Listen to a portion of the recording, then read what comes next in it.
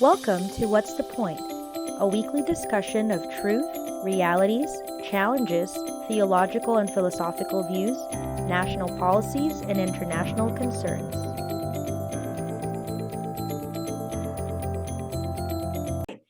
Welcome to What's the Point? We just finished a three-part series on Jesus. So I think it would be fitting to talk about one of his disciples next, as going back to our Bible character series. So today we're actually going to be talking about Peter. So let's start with, who is Peter? If you guys can give us a little bit of a quick background on him. Yeah, Peter actually was one of the most prominent disciples of Jesus. He was an ordinary fisherman, to my recollection, but he's known for being impulsive. He was the disciple who sort of told Jesus not to go to the, not to be, not to sacrifice himself, so to say. He was the guy who tried to stop the arresting officer from arresting Jesus. But at the same time, when Jesus was already arrested, he denied Jesus 3 times. But again, when Jesus resurrected, he went back to his previous work. But then Jesus again appeared to him and reconfirmed his love for Peter. But if you notice, after he reconfirmed his love for Jesus, he was one of the most prominent players in the first century church after Jesus resurrected.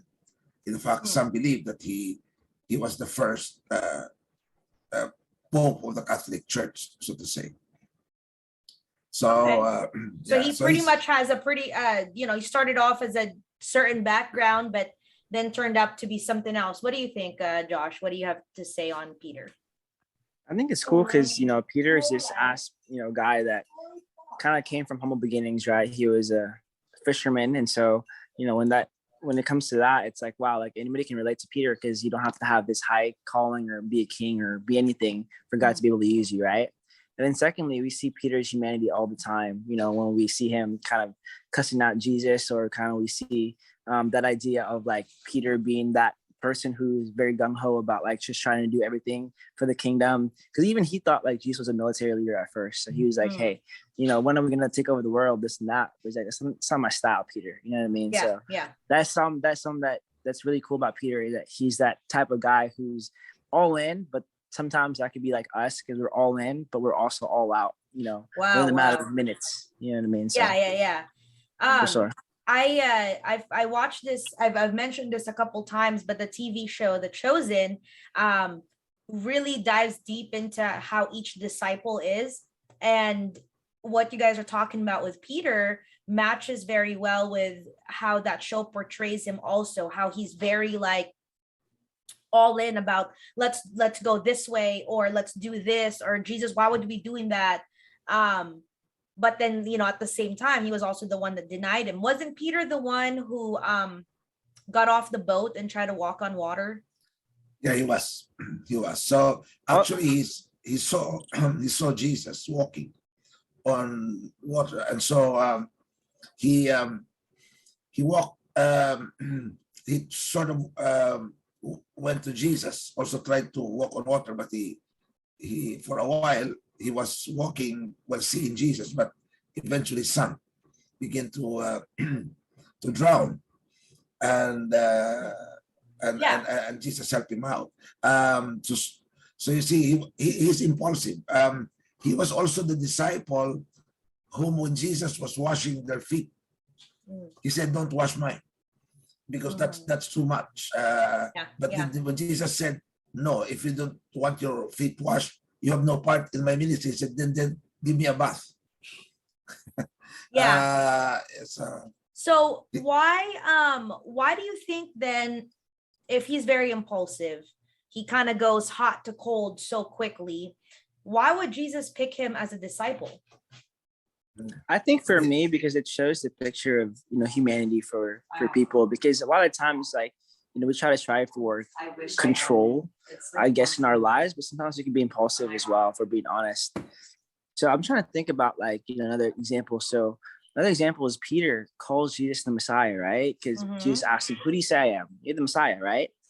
But then the next thing he said is kind of insane because, he goes back and, says, hey, but you can't die, right? Just, you can't die. You can't do that to me, right? And then Jesus called him Satan, right?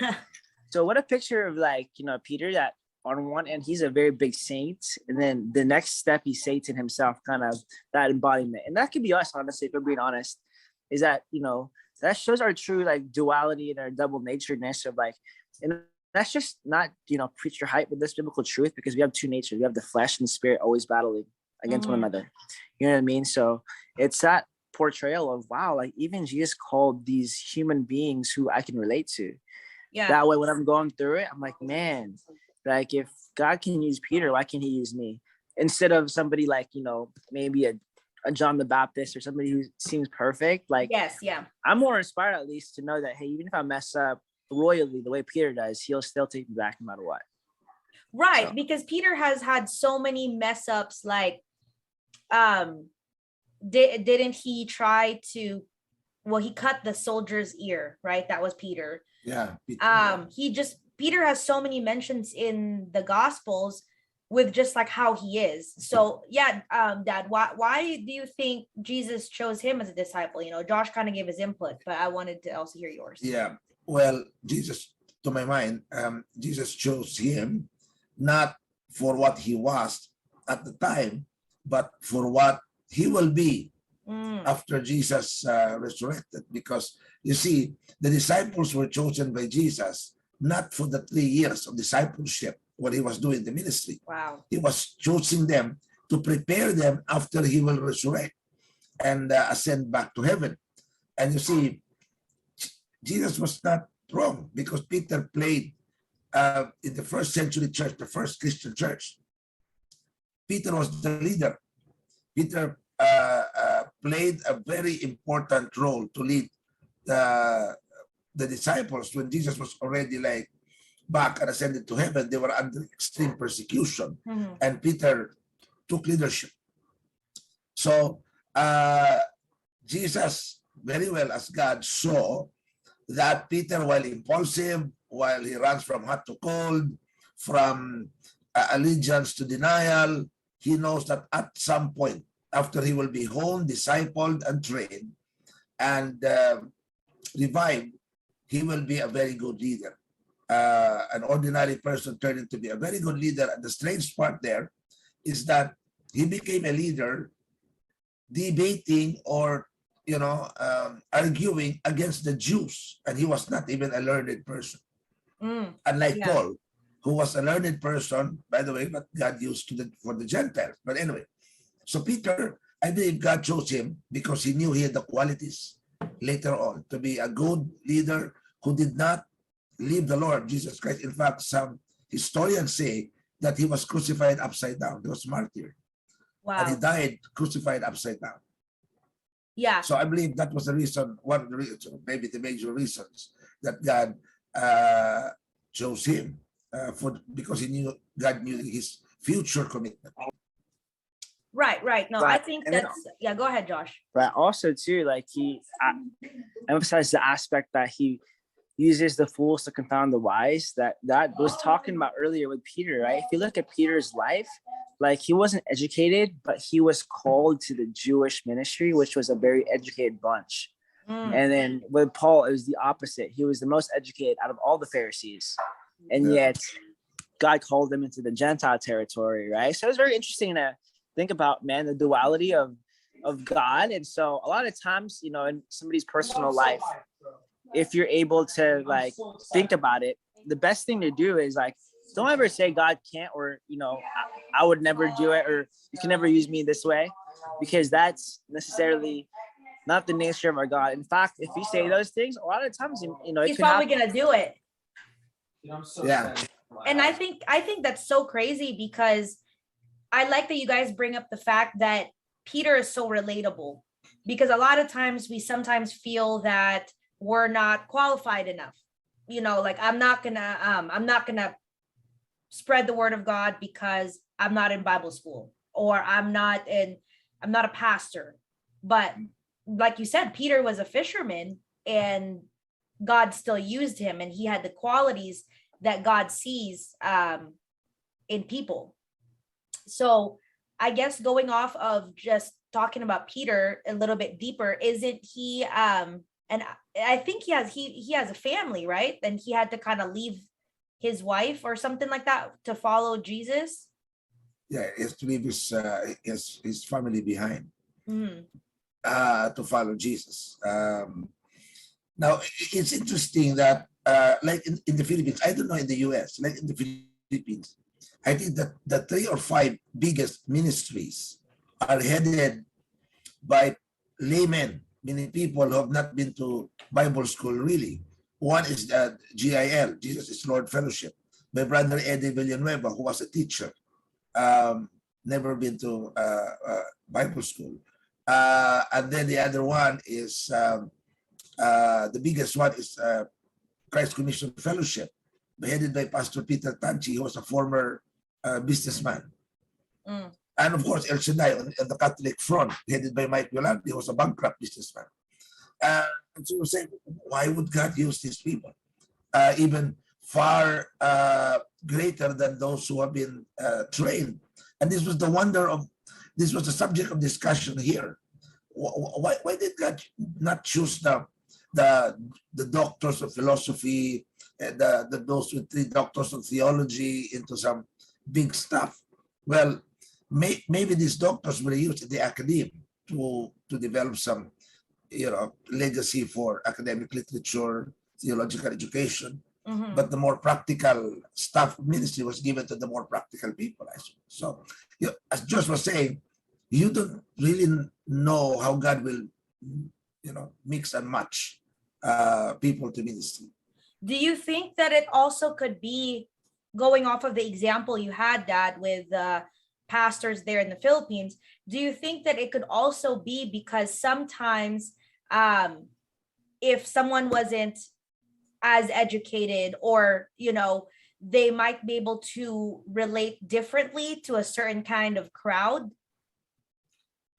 I would believe so, because sometimes you see the tendency is that when you are I can really speak particularly for the Bible school now, with due respect to our Bible school theologian here. We're gonna ask for his opinion here in a second. Yeah, where and I have been to the board of Bible schools. The tendency with people who, well, I do not. Fortunately, I do not see this in Josh. So I think he has not been contaminated by the seminary. Did I say cemetery culture? Sorry, seminary culture. That that sometimes the people who have took a master's degree, a doctoral degree, the seminary becomes too academic and thinks very, very, very in a very complicated manner that an ordinary churchgoer cannot understand them. Instead, so they cannot relate to him. So now, but the people, the highly educated, those who are like really into the teaching and the pastors, like the theologians, because we learn a lot from them, but not the ordinary Christians. Now, what do you think, Josh? I kind of want to hear your thoughts on that. With what Dad just said, we gotta have to redeem yourself on that. Well, what do you mean? Well, he was just saying that. What's your thought on past your people that go to seminary? Does it become too theological? Because you're in seminary school. Definitely. So I think a lot of times it does for a while, because it's the reality. What I'm learning about seminary, I'm almost out of there, right? But the issue with seminary, right, is it's nice because you have a lot of these theological things you talk about, so that it helps other people out, other pastors and whatnot. But the idea there is like, if you're being real, let's just be real today. Mm-hmm. How many of the professors that you see in seminaries actually do something for the community? Wow. I'm just being real now, right? Because they talk a lot of good theological stuff, but they miss the most important thing, which is what? Which is help the poor, the due to the least of these, right? And unfortunately, I want to push back on the seminary lifestyle of like, you're nice that you're higher ed, right? But when it comes to your ministry, at the end of the day, is God going to care about your 5 degrees? Or is God going to care about the 5 children that you helped feed that one time? Right. So for me, it's like, thank you, God, that I was able to go to seminary. But at the same time, it's like, I just want people to understand the practicality of Christianity and how, especially in America, like, you know, how there's so many broken people out here that need physical help. Yet, like, man, for me, at least, I just can't be in the classroom for the whole time because I know there's a dying world out there. Right. You know what I mean? I remember Josh, when before you entered seminary, I don't know if you remember, one of my advices to you was that, okay, be careful because the seminary can dismantle your foundational belief. And if you're not careful, you can be lost. So you have to go to the seminary very prepared of your fundamental belief so that it will be reinforced instead of destroyed. So you have to go to the seminary already really believing on the very basics. Yeah. And so that you go there to be reinforced, to know more about it, not to be swayed, because the seminary has the tendency to teach everything, including the wrong thing. And then they will leave it up to you to choose which of it you think is the good thing. Because they think that, we don't want to, influence or whatever. And sometimes you get deceived. And there are some people, I have friends, so after they went to seminary, they stopped ministry. Wow. And that's definitely, I felt that experience, man. I was definitely lost for like over 2 years, right? Like just thinking about these different aspects, because what happens in seminary is that they deconstruct your faith, and then it's kind of, you pick it back together. I didn't know to what level, but it's very difficult, right? Because they present these different theories to you that, are there to help you, but at the same time, like, there's so many objections that you feel on a day-to-day basis that it really hurts your, faith if you don't. It's just continuing to press on, because it's this thing of like, you come into seminary where it's like, you didn't know you had questions, that's your questions, right? And it's not that ignorance is bliss necessarily, but it's the aspect of like the childlike faith that you lose, right, in the process. Because now you are being forced to kind of come up with questions. You didn't really have questions before.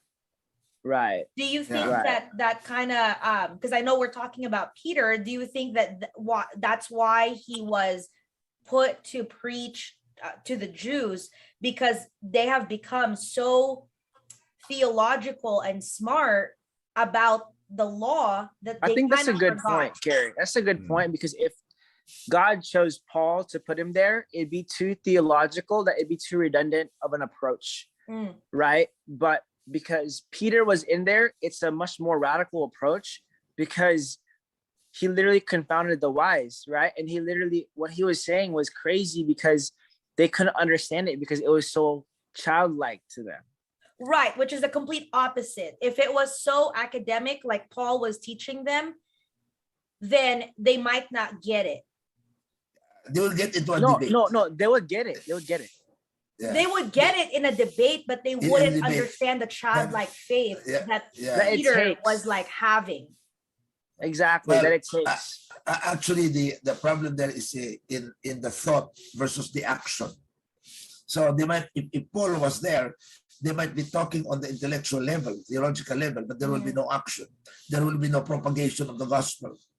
When I was chairman of a graduate school, I have always advocated, although not successfully to the limit, that all professors should be involved in actual ministry.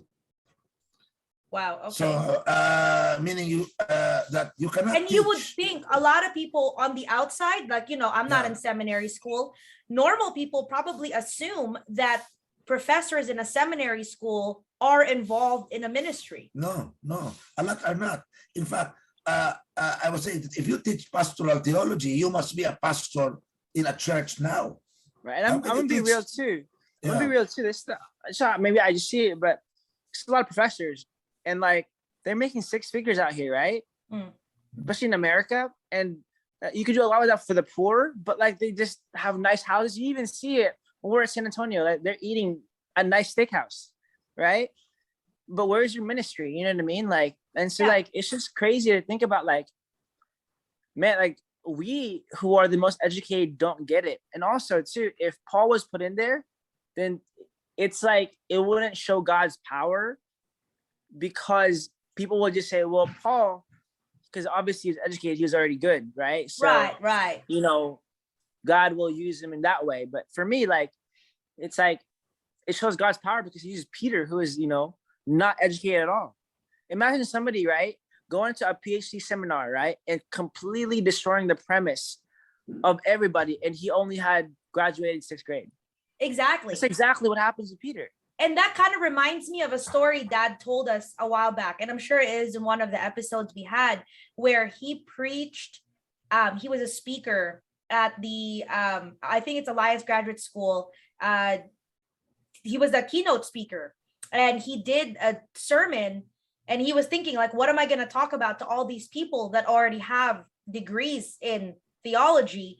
And he said that people were taking notes, and Dad doesn't have a, you know, he didn't go to Bible school, but people saw, because he had broken down a certain topic. And I don't know, you could talk about that a little bit more, Dad, on what you talked about there. Really quickly too, before, you know, I want to say too, the aspect there is, if Paul were to come in there, right, they would just be talking about theological stuff, but not necessarily heart issues. Mm-hmm. You see what I mean? Not spiritual stuff.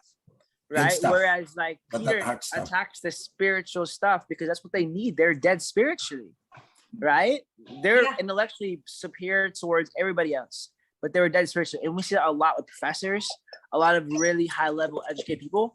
Oh my goodness, they're brilliant intellectually, but they're dead spiritually. What good is that? Yeah, exactly. Well, what that Teresa was referring, I can remember that very well. I think I was the speaker of a chapel hour. I think a chairman then of that graduate school, and so the audience were professors, the president, students who were all far highly educated than myself. So what am I to teach them? They have some doctoral degrees, double doctoral degrees, and here I was. I didn't even have of course, I graduated with a business degree, but I don't have a theological degree. So what is there for me to say? And so I remember preaching on Romans chapter 12. And so when I was preaching, I was surprised they were taking down notes. I said, what these guys are taking down anyway? So I continued to preach. And after I preached, the president of the seminary, who had 2 doctoral degrees and a graduate also of the US with, I think, 3 master's degrees. Oh my Very God. good at he's one of the Philippines' best hermeneutical theologians, just hermeneutics, philosophical hermeneutics expert. So that's a very high level of theological expertise.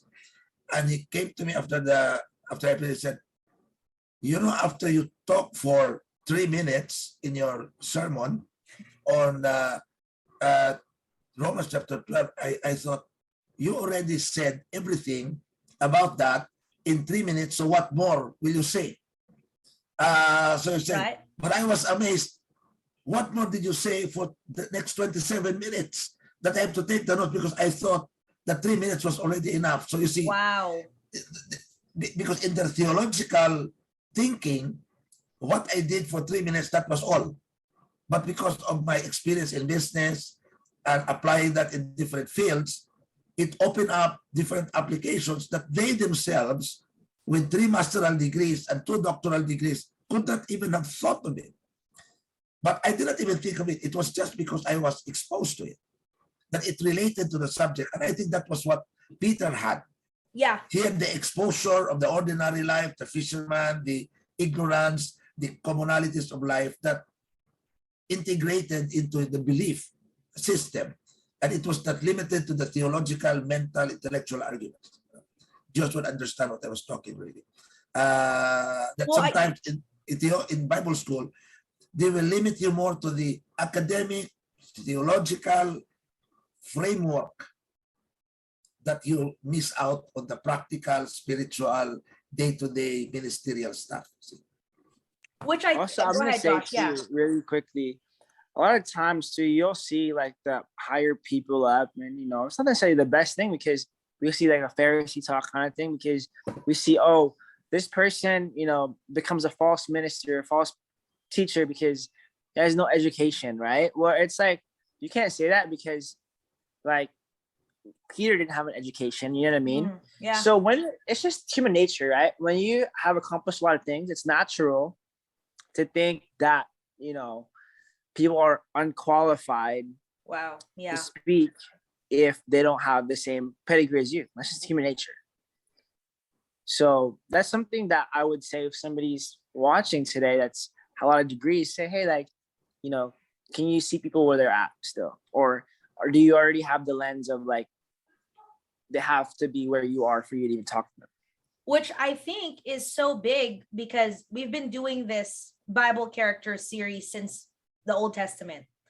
And time again, every time we talk about it, the same topic, the same type of person is what keeps coming up, is someone who is not qualified.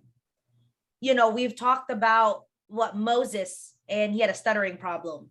We talked about David, and he was like the youngest and wasn't even the, you know, usually you give it to the oldest. We've talked about so many people that God uses, and they're not what you would quote unquote say qualified. So sometimes it's not really like, it's not up to us. It's not up to the people to decide who is qualified and who is not. Because I want to real quick dismantle each premise, right? No matter, this is the reality. If you think you're qualified, he probably won't use you.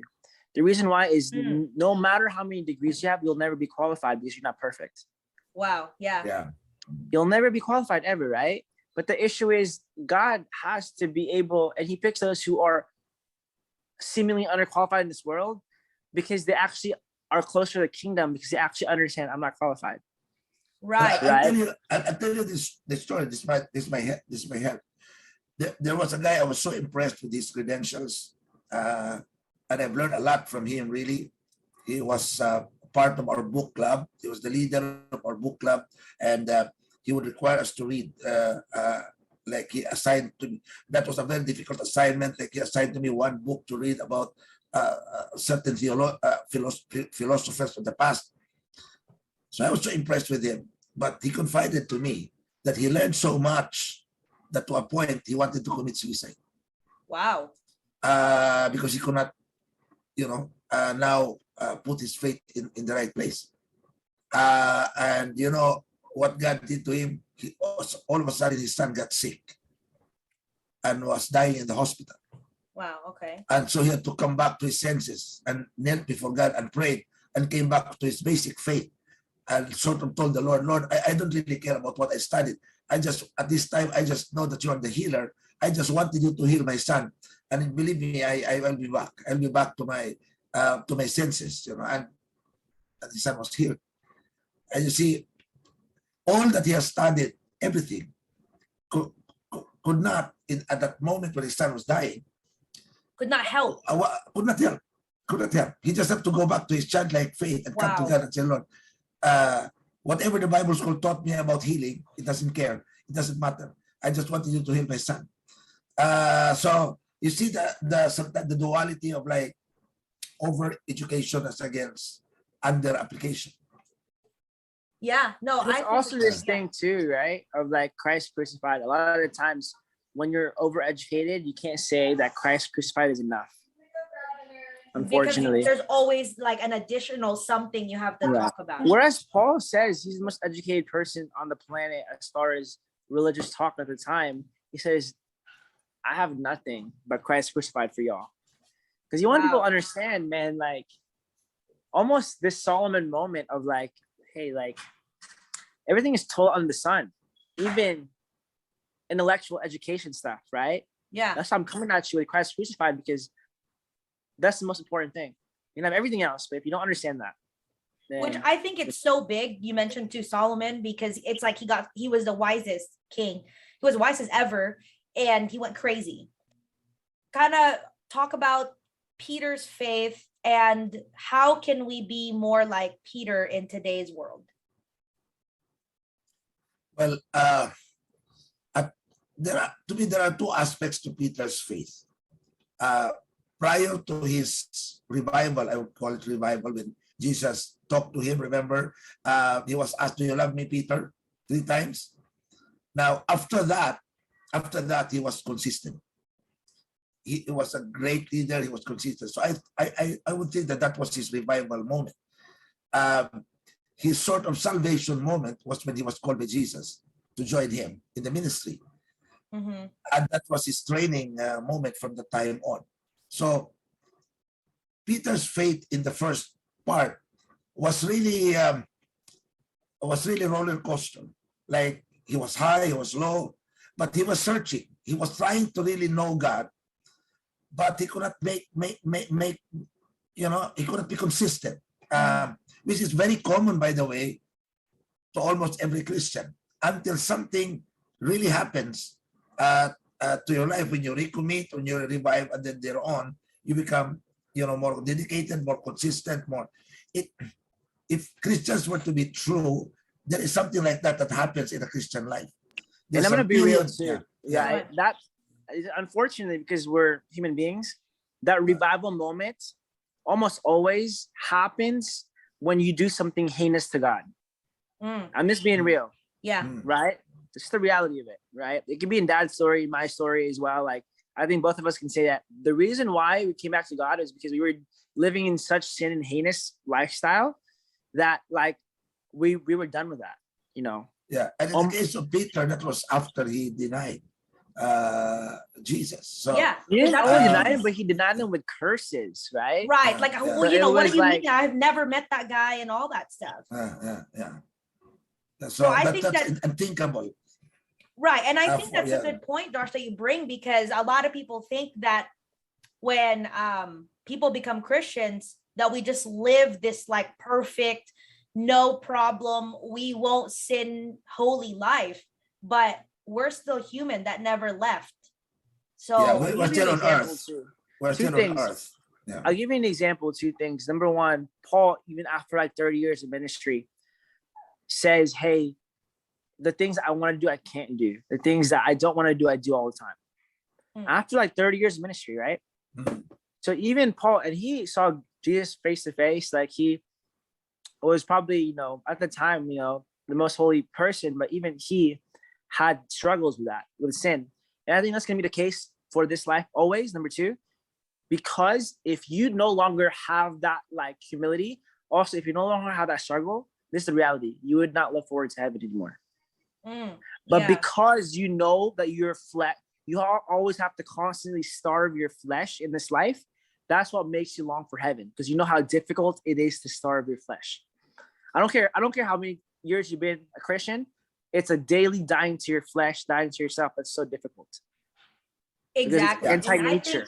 I think that's so big too. Like how, okay, you have to die to yourself. And you've mentioned, I think, Josh, that you have to be heavenly minded, all the time, that we also have to think about heaven. You guys want to maybe do, what's the point? Why do we talk about Peter, and why is he so important? To me, Peter is the exemplification of almost all of us.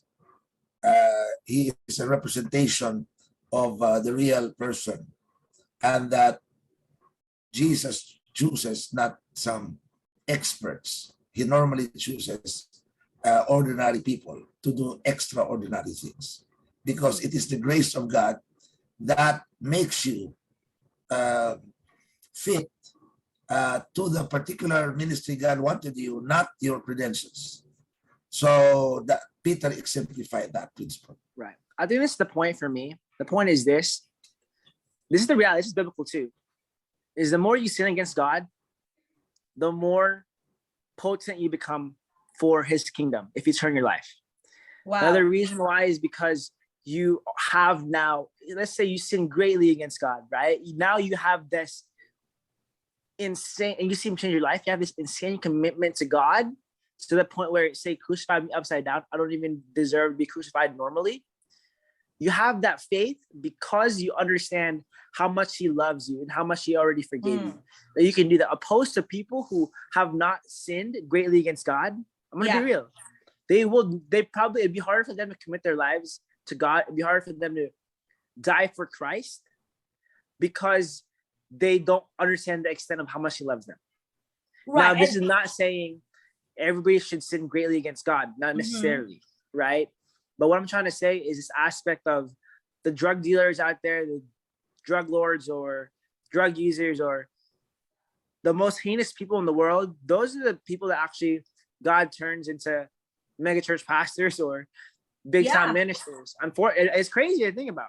It is crazy because, you know, I watched this TV show called 60 Days In, which is like where they send someone into prison. I mean, well, they willingly go into prison to audit the prison. And one of the main ones that I watched, he was an ex-con. He had been in prison, got out, and became a chaplain.